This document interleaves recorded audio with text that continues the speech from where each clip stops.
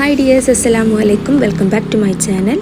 അപ്പോൾ ഞാൻ ഇന്ന് വന്നിട്ടുള്ളത് നല്ലൊരു അടിപൊളി മാക്രോണി പാസ്തയുടെ റെസിപ്പി ആയിട്ടാണ്. അപ്പോൾ നല്ല വൈറ്റ് സോസൊക്കെ ഉപയോഗിച്ചിട്ട് എങ്ങനെ ഒരു മാക്രോണി പാസ്ത ഉണ്ടാക്കിയെടുക്കാം എന്നുള്ളതിൻ്റെ ഒരു റെസിപ്പിയാണ്. അപ്പോൾ നമുക്ക് കുട്ടികൾക്ക് ലഞ്ചിൻ്റെ കൂടെയും ഈവനിങ് സ്നാക്സിൻ്റെ കൂടെയൊക്കെ ഉണ്ടാക്കിയെടുക്കാൻ പറ്റും. അപ്പോൾ അതെങ്ങനെ ഉണ്ടാക്കുക നോക്കാം. അതിന് വേണ്ടിയിട്ട് ഒരു പാത്രം ആദ്യം നമ്മൾ ഇവിടെ ഞാൻ എടുത്തിട്ടുള്ള മാക്രോണി പാസ്തയാണ്, അതൊന്ന് വേവിച്ചിട്ടെടുക്കണം. അതിന് വേണ്ടിയിട്ട് ഒരു പാത്രത്തിൽ വെള്ളം ചൂടാക്കാൻ വെച്ചിട്ടുണ്ട്. അതിലേക്ക് ആ മാക്രോണിക്ക് ആവശ്യമായിട്ടുള്ള ഉപ്പ് ചേർത്ത് കൊടുക്കുന്നുണ്ട്. ഞാൻ ഏകദേശം 2 ടീസ്പൂണ് ഉപ്പ് ചേർത്ത് കൊടുക്കുന്നുണ്ട്. അപ്പോൾ നിങ്ങളുടെ അളവ് അനുസരിച്ചിട്ട് ആവശ്യത്തിന് ചേർത്ത് കൊടുക്കാം. അതേപോലെ തന്നെ ഒരു ടേബിൾ സ്പൂൺ ഓയിലും ചേർത്ത് കൊടുക്കുന്നുണ്ട്. ഇനി നമുക്ക് 250 ഗ്രാമിൻ്റെ പാത്രത്തിൽ 2 കപ്പ് മാക്രോണി പാസ്തയാണ് ഞാനിതിലേക്ക് ചേർത്ത് കൊടുക്കുന്നത്. അപ്പോൾ അതാ നല്ല രീതിയിൽ തന്നെ അടച്ച് വെച്ചിട്ട് നമ്മൾ വേവിച്ചിട്ടെടുത്തിട്ടുണ്ട്. ഇപ്പം മാക്രോണിയൊക്കെ നല്ല രീതിയിൽ തന്നെ വെന്ത് കിട്ടിയിട്ടുണ്ട്. ഇനി ഇത് നമുക്കൊരു സ്ട്രെയിനറിലേക്ക് ഇതിൻ്റെ വെള്ളമൊക്കെ ഒന്ന് ഊറ്റി മാറ്റിയിട്ട് തണുക്കാൻ വേണ്ടിയിട്ട് വെക്കാം.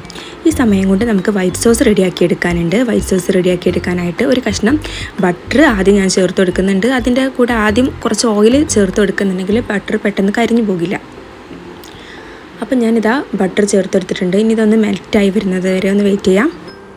ഇപ്പോൾ നമ്മളിതിലേക്ക് ഓയിലൊക്കെ ചേർത്ത് കൊടുത്തിട്ട് ബട്ടറൊക്കെ നല്ല രീതിയിൽ തന്നെ മെൽറ്റായി വന്നിട്ടുണ്ട്. ഇതിലേക്ക് നമ്മൾ ആ 250 ഗ്രാമിൻ്റെ അതേ രീതിയിലുള്ള അരക്കപ്പിൻ്റെ പാത്രത്തിൽ നമ്മൾ മൈദയാണ് എടുത്തിട്ടുള്ളത്. അപ്പോൾ ആ അരക്കപ്പ് മൈദ ചേർത്തിട്ട് നമുക്ക് ഈ ബട്ടറിൽ നല്ല രീതിയിൽ തന്നെ മിക്സ് ആക്കിയിട്ടെടുക്കണം. അപ്പം മൈദ മാക്സിമം ബട്ടറിൽ നല്ല രീതിയിൽ തന്നെ മിക്സ് ആക്കിയിട്ടെടുക്കുക. ഇനി ഇതിലേക്ക് പാല് ചേർത്തിട്ട് നല്ല രീതിയിൽ കട്ടയില്ലാണ്ട് മിക്സ് ആക്കിയിട്ടെടുക്കണം. അപ്പോൾ അതിന് വേണ്ടിയിട്ട് തന്നെ നമ്മൾ ആദ്യം കുറച്ച് പാലായിട്ട് മിക്സ് ആക്കിയിട്ടെടുക്കുക. ശേഷം ഇങ്ങനെ കുറച്ചായിട്ട് ഒഴിച്ചു കൊടുക്കുക. ഞാൻ കറക്റ്റ് അളവെന്നില്ല, നമ്മൾ നല്ല രീതിയിൽ തന്നെ ഈ മൈദയൊക്കെ ഒന്ന് അതിലേക്ക് അലിഞ്ഞ് വരുന്നവരെ അത്രയും പാലാണ് ഞാൻ ചേർത്ത് കൊടുത്തിട്ടുള്ളത്. ഏകദേശം 1.5 ഗ്ലാസ് പാലോളം ഞാൻ ചേർത്ത് കൊടുത്തിട്ടുണ്ട്. അങ്ങനെ ഇതേപോലെ കുറച്ചായിട്ട് ചേർത്ത് നല്ല രീതിയിൽ കട്ടയില്ലാണ്ട് മിക്സ് ആക്കിയിട്ടെടുക്കണം.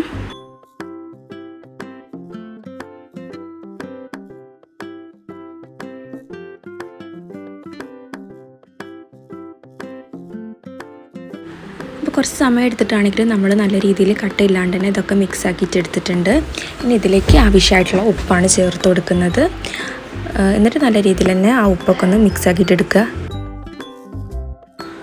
അപ്പോൾ നല്ല രീതിയിൽ കട്ടയില്ലാണ്ട് മിക്സ് ആക്കിയിട്ട് എടുത്തിട്ടുണ്ട്. ഇനി ഇതിലേക്ക് ഞാൻ ചേർത്ത് കൊടുക്കുന്നത് ഒരു ചെറിയ കഷ്ണം ചീസാണ്, മൊസറല്ല ചീസാണ്. അപ്പോൾ ഇത് ഓപ്ഷണലാണ്.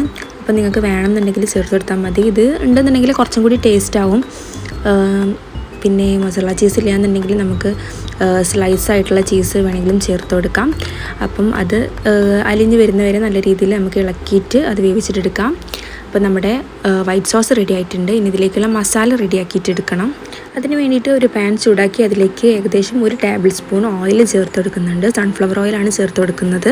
ഇനി ഈ ഓയിലേക്ക് എല്ലാ വെജിറ്റബിൾസും ഒപ്പമാണ് നമ്മൾ ചേർത്ത് കൊടുക്കുന്നത്. ആദ്യം ചെറുതായിട്ട് അരിഞ്ഞിട്ടുള്ള വെളുത്തുള്ളി ചേർത്ത് കൊടുക്കുന്നുണ്ട്. അതോടൊപ്പം തന്നെ ഏകദേശം 1 സവാള വളരെ നൈസായിട്ട് അരിഞ്ഞിട്ടുള്ളത് അതും ചേർത്ത് കൊടുക്കുന്നുണ്ട്.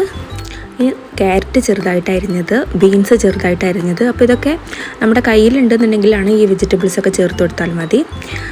ഇനി ഇതെല്ലാം ഒരു നല്ല രീതിയിൽ തന്നെ ഒന്ന് മിക്സ് ആക്കിയിട്ട് ഈ ഓയിലിട്ട് നല്ല രീതിയിൽ വാട്ടിയിട്ട് സോട്ട് ചെയ്തിട്ടെടുക്കണം. അപ്പോൾ വല്ലാണ്ട് വഴണ്ട് വരുമൊന്നും വേണ്ട, ജസ്റ്റ് ഒന്ന് നമുക്കൊന്ന് അതിൽ ഓയിലിട്ടിട്ടൊന്ന് ചൂടായാൽ മതി.